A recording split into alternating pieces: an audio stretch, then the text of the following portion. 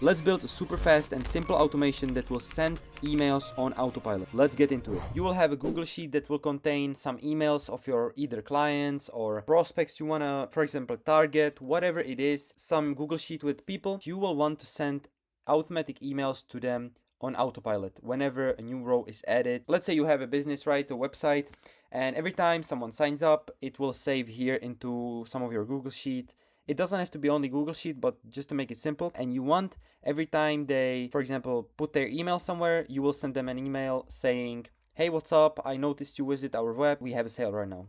For example, right? Super simple, but very useful. Either for a business, if you're running a business, if you're running a Shopify store or you want to run a Shopify store, I would highly advise you to use this. Or if you want to sell this to clients. Let's get straight into it. We will need only 3 apps, which is make.com. You should be already familiar with it. Then, of course, Gmail and then Google Sheets. So to start, the automation will look like this, and I will rebuild it here to get you through the whole process, okay? So we need Google Sheet watch rows. So I will find the module, Google Sheet watch new rows. Now, of course, we need to do a Google connection. You will click here on this add, then here, sign in with Google, boom.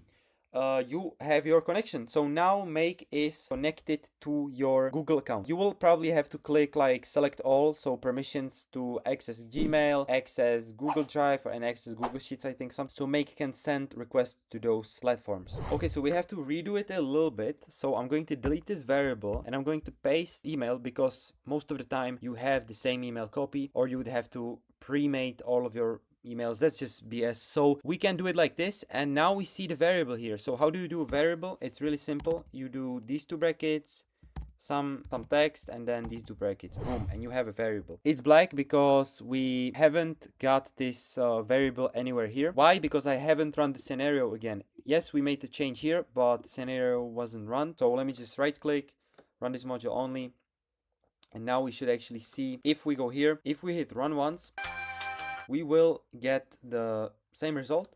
And now we should have the variable right here with first name. We will just replace first name with first name like this. Now that I have made a few tweaks, I have actually moved this first name into D. I don't know why I have it in E. I just completely skipped this and I basically copied it. So if I copy it a few more times, so let me just do it like this.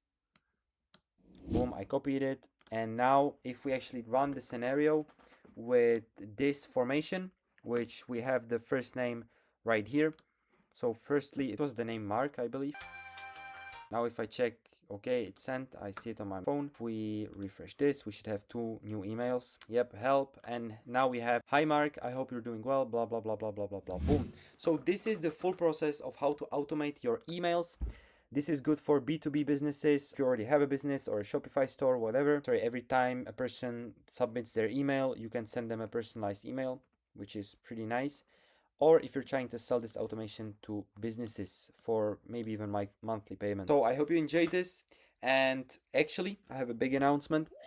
I have a new Skool community where I teach many more than just on my YouTube channel. Of course, this is free value that you can use, but on my Skool community, there's many more, and there are a lot of entrepreneurs and AI builders there. So see you there, and yeah, bye bye guys.